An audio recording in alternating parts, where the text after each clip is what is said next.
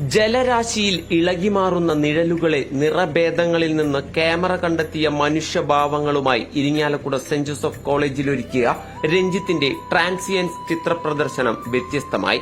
കണ്ണുകൊണ്ട് തിരിച്ചറിയാൻ കഴിയാത്ത വേഗത്തിലുള്ള നിഴലനക്കത്തിന്റെ തുടർച്ചയിൽ നിന്നാണ് ഇവയോരോന്നും ക്യാമറയിൽ പതിഞ്ഞത്.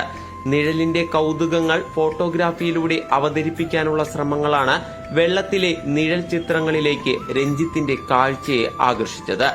നദിയിലെ നിഴലും വെയിൽ തിളക്കങ്ങളും ഓളങ്ങളിൽ പല രൂപങ്ങളായി മാറിക്കൊണ്ടിരിക്കും. ചിത്രങ്ങളുടെ അനന്തമായ ആ തുടർച്ചയെ ക്യാമറ കൊണ്ട് നിശ്ചലമാക്കി.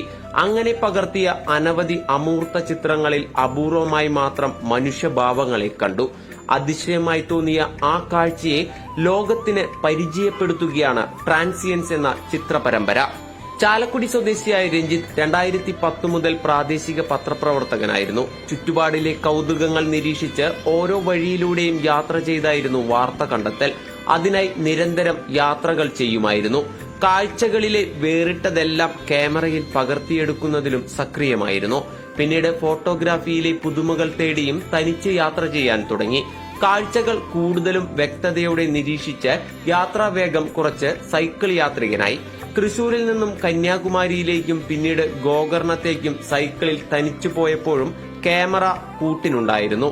ഡോക്യുമെന്ററി ഫോട്ടോഗ്രാഫുകൾ കൂടാതെ കൂടുതൽ വൈവിധ്യങ്ങൾ ഓരോ യാത്രയിലും തേടി. മറയൂരിലെ ചിന്നാർ വനമേഖലയിൽ കാനന യാത്രയ്ക്കിടയിലാണ് ആദ്യമായി വെള്ളത്തിലെ വെയിൽ തിളക്കം ക്യാമറയിൽ പകർത്തിയത്. വെള്ളത്തിലെ കല എന്ന ആശയത്തിൽ ഹൈഡ്രാറ്റ് എന്ന പേരിൽ വെള്ളത്തിലെ നിഴലിൽ നിന്നെടുത്ത അമൂർത്ത ചിത്രങ്ങൾ 2020 തൃശൂർ ലളിതകലാ അക്കാദമി ആർട്സ് ഗാലറിയിൽ പ്രദർശിപ്പിച്ചു. തുടർന്ന് മനുഷ്യമുഖങ്ങൾ മാത്രമുള്ള ചിത്രപരമ്പര തയ്യാറാക്കണമെന്ന ആശയവുമായാണ് ഇന്ത്യൻ നദികളിലേക്ക് യാത്ര ചെയ്ത് ട്രാൻസിയൻസ് ഒരുക്കിയത്. ഇതിലെ തെരഞ്ഞെടുത്ത ചിത്രങ്ങൾ 2023 നവംബറിൽ ഡൽഹിയിലെ സ്റ്റെൻലെൻസ് ഗാലറിയിൽ നടന്ന നാഷണൽ വിഷ്വൽ ആർട്സ് എക്സിബിഷനിൽ പ്രദർശിപ്പിച്ചിരുന്നു.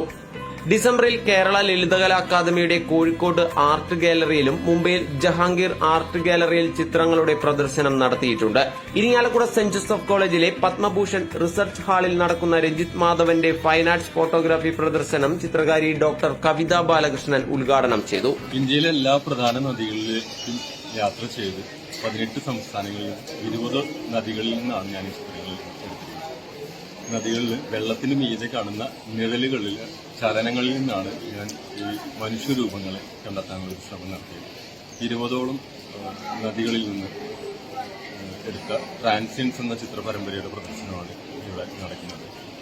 വെള്ളത്തിന്റെ നിഴലനക്കങ്ങളിൽ രൂപപ്പെടുന്ന ഓരോ മൈക്രോ സെക്കൻഡിലും മാറിക്കൊണ്ടിരിക്കുന്ന ഈ നിഴൽ രൂപങ്ങളെ ഞാൻ ക്യാമറയിൽ പകർത്തിയാണ് ചെയ്തത്. ചെന്ന് കണ്ട ഓരോ നദികളിൽ നിന്നും ശേഖരിച്ച കല്ലുകളും ഞാൻ കൊണ്ടുവന്നിട്ടുണ്ട്. അതും ഞാൻ എന്റെ പ്രദർശനത്തിൽ ഉൾപ്പെടുത്തിയിട്ടുണ്ട്.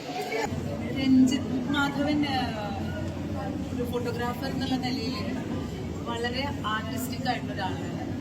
ഈ ആർട്ടിസ്റ്റിക് ആയിട്ട് ഫോട്ടോ എടുക്കാന്ന് വെച്ചാൽ നമ്മുടെ മനസ്സിലുള്ള ധാരണ എന്ന് വെച്ചാൽ നേർ കാഴ്ചയുടെ ഉള്ളിൽ കുറച്ച് ലൈറ്റൊക്കെ ഇട്ട് കുറച്ച് ക്ലോസപ്പ് ഒക്കെ ചെയ്ത് കുറച്ച് സൈഡിൽ നിന്ന് എടുത്ത് അപ്പൊ നല്ലൊരു ആർട്ടിസ്റ്റിക്കായി ഫോട്ടോജനിക്കായി അല്ലെങ്കിൽ നല്ല ഭംഗിയുള്ള ആളുകളെ എന്ന് വെച്ചാൽ ഭംഗിയുള്ള ആൾക്കാർ പറയുന്ന ആളുകളുടെ മുമ്പിൽ ക്യാമറ വെക്കുക, ഇതൊക്കെയാണ് നമ്മൾ പഠിച്ചിട്ടുള്ള ഫോട്ടോജനിക് ആർട്ടിസ്റ്റിക് ഫോട്ടോഗ്രാഫി. പക്ഷെ രഞ്ജിത്ത് ചെയ്യുന്ന സമയത്ത് ഏറ്റവും വലിയ കലക്കത്തിലാണ് കൊണ്ട്, അതായത് സ്റ്റാറ്റിക് ആയിട്ടിരിക്കുന്ന വ്യക്തികളിൽ ഈസിയാണ് നമുക്ക് പോയിട്ടൊരു ഫോട്ടോ സുന്ദരമാക്കി കാണാം. പക്ഷെ ഏറ്റവും കലക്കത്തിൽ കൊണ്ട് ക്യാമറ വെച്ചത് അതിൽ ധ്യാനിച്ച് പ്രത്യേകിച്ചും അതിനകത്തൊരു തീമാറ്റിക് കൂടി ഈ ഫോട്ടോയിലൊക്കെ കൊണ്ടുവരുന്നുണ്ട് അദ്ദേഹം.